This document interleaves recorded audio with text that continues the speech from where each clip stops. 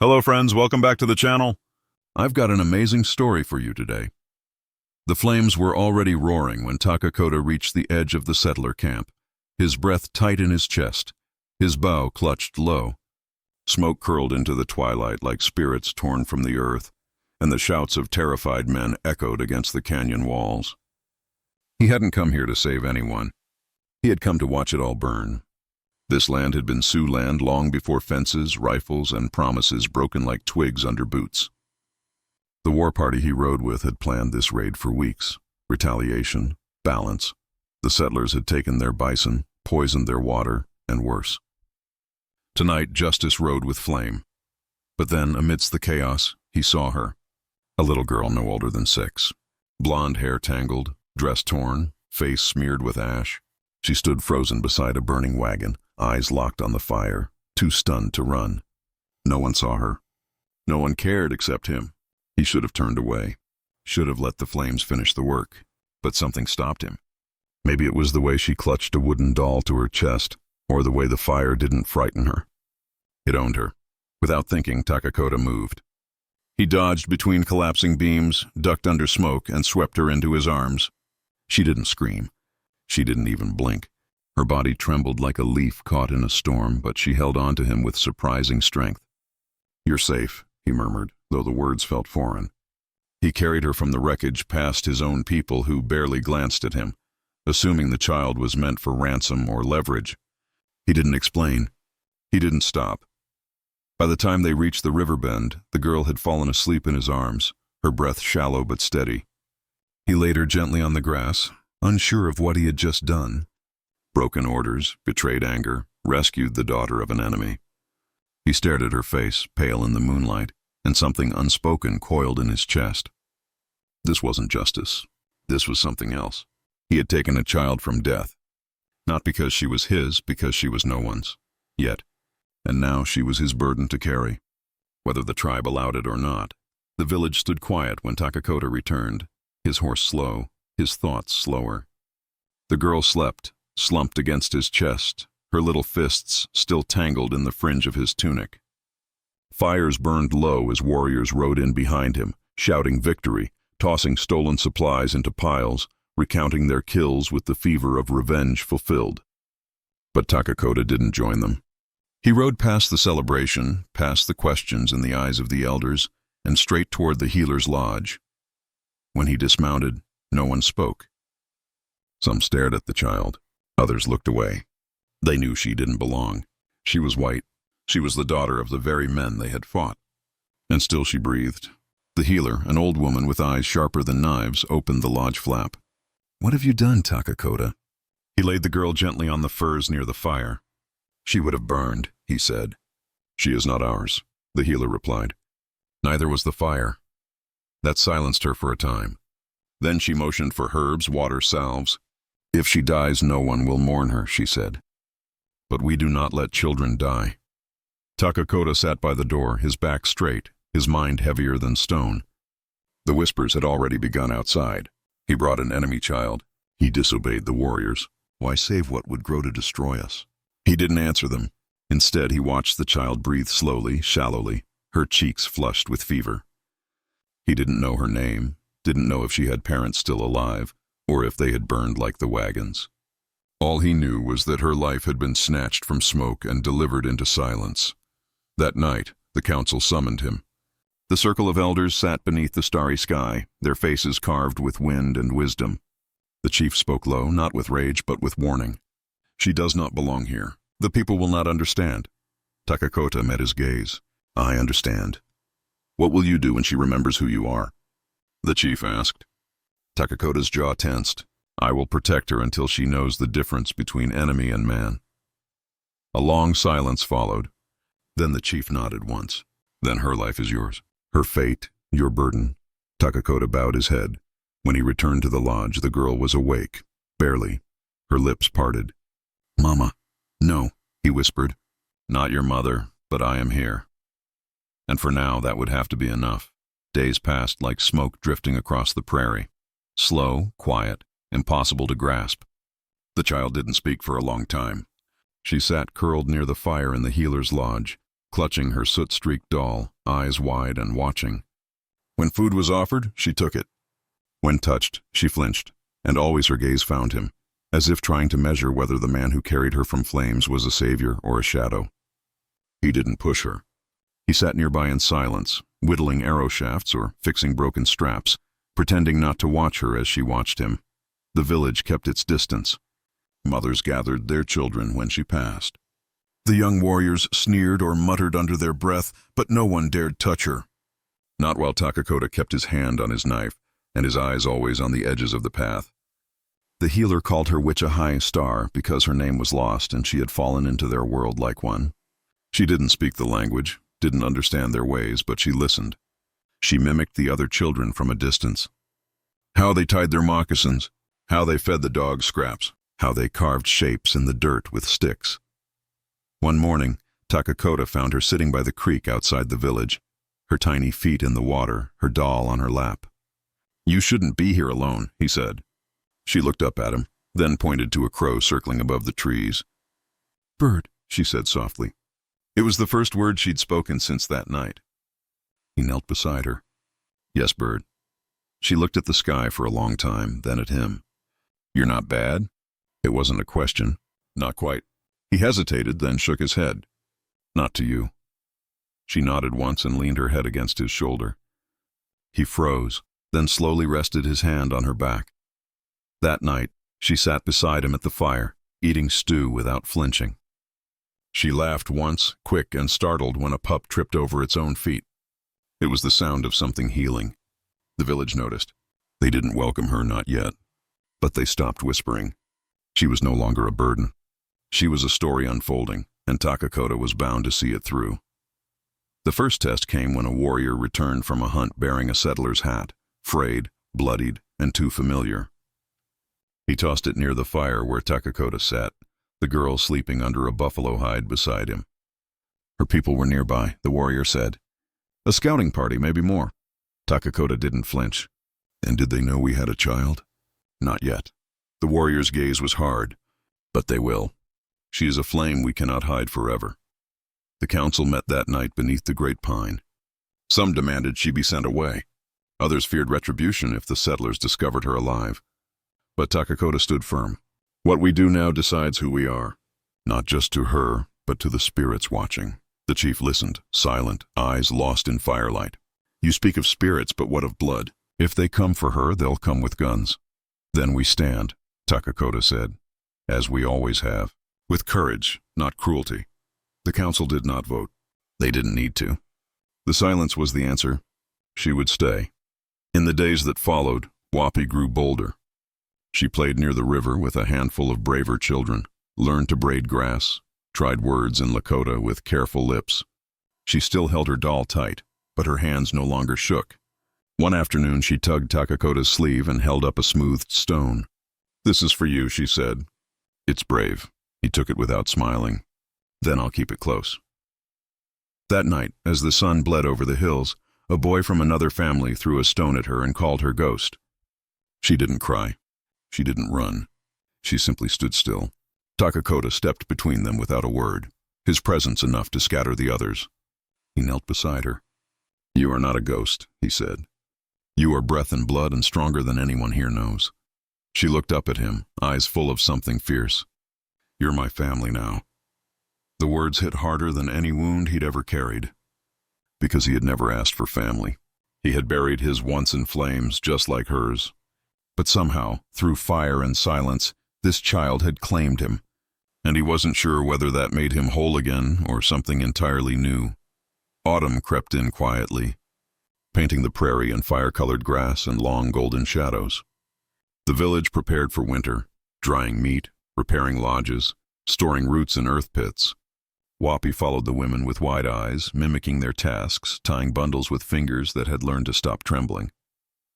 She wore a dress now stitched from deer hide, embroidered with tiny shells gifted by one of the elders. The doll never left her side, but it was cleaner now, wrapped in a miniature sash she'd woven herself.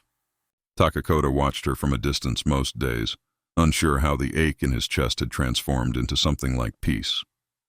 She no longer needed him every moment, but still, she always looked for him at night. eyes scanning the firelight until they found his face. That was enough. Then one morning, a hawk cry split the sky. A scout returned with dust on his skin and dread in his eyes. Riders, he said, coming fast. Settlers, maybe soldiers. The village stilled. Not fear, but readiness. Spears were counted. Children ushered into the old stone cave behind the ridge. Wappy clutched Takakota's hand as he knelt to her level. "You remember what to do?" he asked. She nodded, jaw set. "I go with the others. I don't speak, I wait. And if you're found, I am not yours," she whispered. "I am no one's." "Good." He pulled something from his pouch, a necklace made from coyote fang and braided horsehair. "Wear this." She hesitated, then let him place it around her neck. "Does it make me brave?" "No," he said. "It shows the world you already are." The riders came at dusk. 20 men all on edge, their leader holding up a sketch of a child's face. "Missing girl," he called out. "We want her back. No trouble if you comply." The chief stepped forward. "No child here fits that face." "You expect us to believe you'd keep one of ours alive?" Takakota stepped beside the chief, voice calm but firm. "Search if you wish, but leave your guns with your fear." The men didn't find her. She was hidden deep in the cliffs, pressed between stone and shadow. When Takakota found her that night, she was asleep, the necklace still warm against her skin. He lifted her into his arms and whispered, "They don't know your name." She stirred, eyes half open. "But you do?" "Yes," he said. "And I always will." The snow came early that year, blanketing the plains in silence. Trees stood like ghosts against the gray sky, and the river froze in jagged, glassy veins. The village moved slower now, wrapped in hides and quiet routines. But even in the hush of winter, Wappy's presence stirred the air. She had begun to hum songs, small ones the healer taught her, while she helped with firewood or fed the dogs. Her laughter came easier now, and sometimes she would braid Takakota's hair with tiny feathers, while he pretended not to notice. But beneath the surface, tension brewed. The settlers had not returned after their search, but scouts spotted distant smoke too close to the western ridge. The council met often, speaking in low voices about coming spring, about the danger of a child's face remembered. Takakota knew what they wouldn't say aloud. She was still a spark in dry grass. One wind could make her a wildfire, one mistake and everything could burn. One night he found her standing outside their lodge, bare feet in the snow, face lifted to the stars. "You're cold," he said, wrapping a blanket around her. "Why are you out here?" "The sky listens better than people," she murmured. "I told it a secret. Do I get to hear it too?" "One day," she said, "when I know it won't break you." He knelt beside her, brushing snow from her lashes. "Nothing you say could break me." "You don't know all of me," she whispered. "Maybe not," he said, "but I know the parts that matter, the part that forgives, the part that survives." She leaned into him, small and fierce, and he wrapped his arms around her. "Will I ever be one of them?" she asked. "The people who live here? You already are," he said. "Your blood may be from elsewhere, but your spirit was born here in fire, in smoke, in silence. Even if they don't see me that way, then we teach them how." She looked up at him. "Promise?" "I promise," he said. "On everything I've lost and everything I found in you." The wind sighed through the trees, but for once it didn't sound like mourning. It sounded like memory, and in that moment, beneath a sky heavy with stars, the warrior and the child, who should have been enemies, made a vow stronger than blood, one to carry each other forward, no matter what the thawing earth would bring. Spring returned like a blade in silk, gentle at first, then sharp. Snow melted into the roots of the earth, and with it came new growth, new hunts, new tensions. Wichahai had grown taller, her legs lean from running the ridges with the village children, who no longer saw her as strange, just stubborn. She had learned to stitch hides, speak fluent Lakota, and shoot a bow well enough to strike a bird mid-flight. But Takakota knew the piece was borrowed. One afternoon, while tracking elk sign near the southern hills, he saw it. Wagon tracks, fresh, deep, close. Not settlers moving past, settlers circling in. That night he told the council. "They're back, looking for something they lost or something they feared they left behind." The chief's face was hard.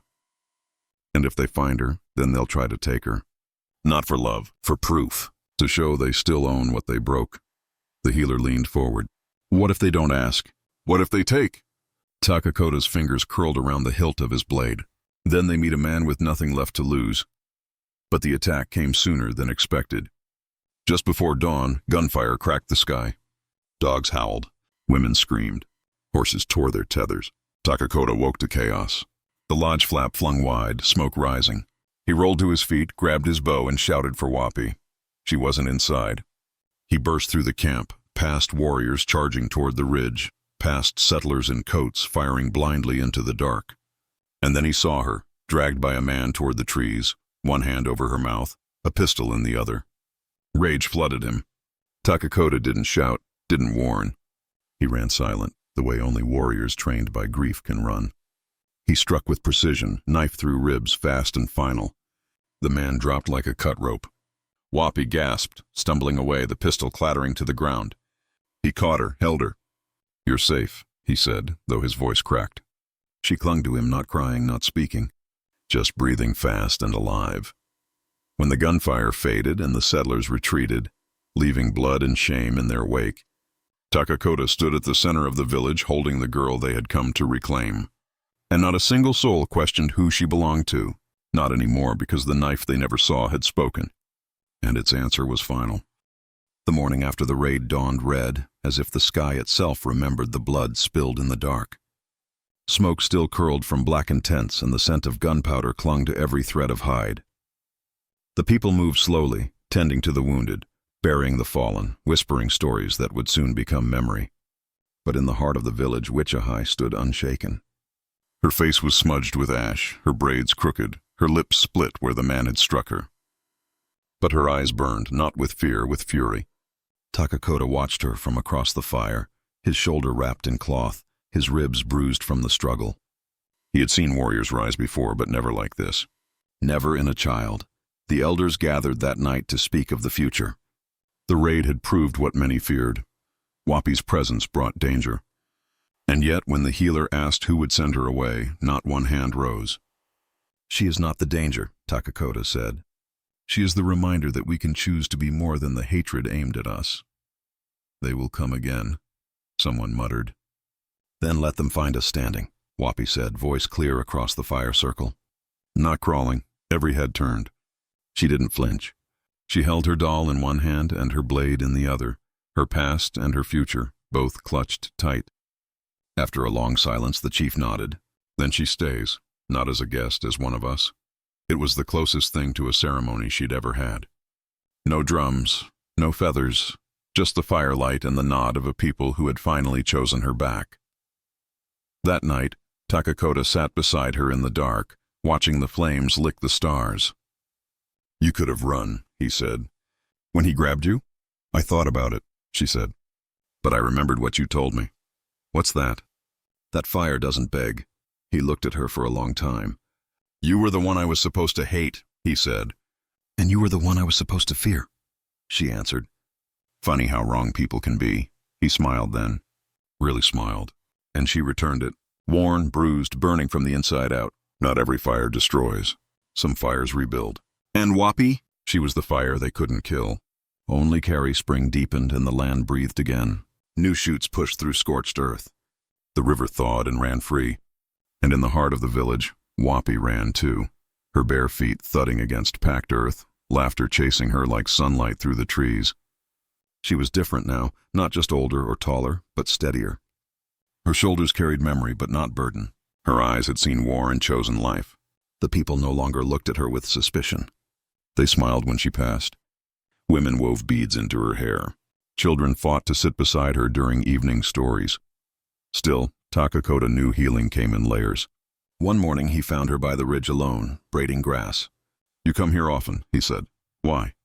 "This is where I first saw the hawk," she replied. "The day the men came looking for me. It was circling, watching." He sat beside her. "You think it was a sign?" "Maybe," she said. "Or maybe it was just watching to see if I'd rise." She turned to him, more serious than he'd ever seen her. "Do you think I'm still a settler's child?" Takakota didn't answer right away. "You were born there, but your soul crossed over." "Then what am I?" "You're Wappy," he said. "The one who fell like a star and burned a new path." That night, the village held a quiet celebration for the planting season.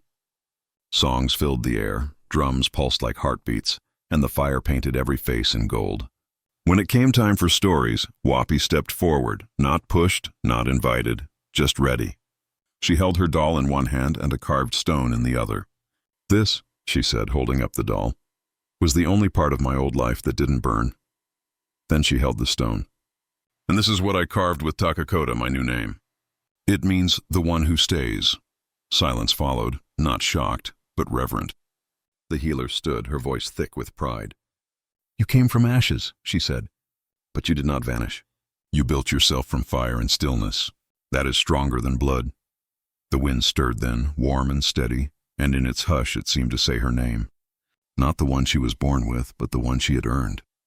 Wappy, the child who fell, the flame that stayed, the story that would not be erased. The summer sun rose soft over the plains, golden and slow, stretching its light across the lodges, the river, the fields now thick with life. Wichahai woke before the others and stepped outside alone.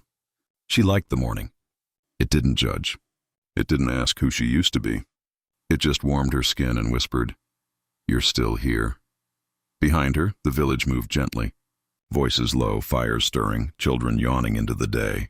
She walked toward the creek where the first time she had called Takakota family felt like a lifetime ago. Now her hands were steady, her legs strong, her eyes sharp, a warrior's body, but more than that, a spirit no longer borrowed. When Takakota found her, she was stacking stones, marking something unseen. "A shrine?" he asked. "A memory," she replied, "of the girl who burned and the girl who rose." He crouched beside her, hands resting on his knees. "You'll leave someday," he said. "You'll want to see where your blood began." She nodded. "But I won't stay there." "That place didn't want me to live. It wanted me to disappear. And you didn't," he said. "You chose fire." "You gave me the match," she said. He looked at her, pride hidden beneath quiet calm. "I didn't save you, Wappy. You saved yourself. I only reminded you how." Later that day, the children asked her to tell a story, not a legend, not someone else's tale, her own. She stood before the fire, the necklace Takakota had once given her resting at her throat, the carved stone of her name in her hand. "They tried to erase me," she said, "burn me out of the world. I was taken from fire held by strangers called ghost and silence and mistake. But someone gave me space to breathe, and I remembered I was not a mistake. I was a spark. Around her no one moved, not even the wind. I do not belong to where I came from," she said. "I belong to the path I walked, and every step I took made me stronger. Every scar made me sharper." "What are you now?" a boy asked. "I am Wappy," she said. "Daughter of the fire, child of silence, keeper of the story that will never die." And in that moment, the enemy's child became the village's legend. Not because of what was taken from her, but because of what she refused to let go of. If you enjoyed this story, make sure to like, share, and subscribe to the channel.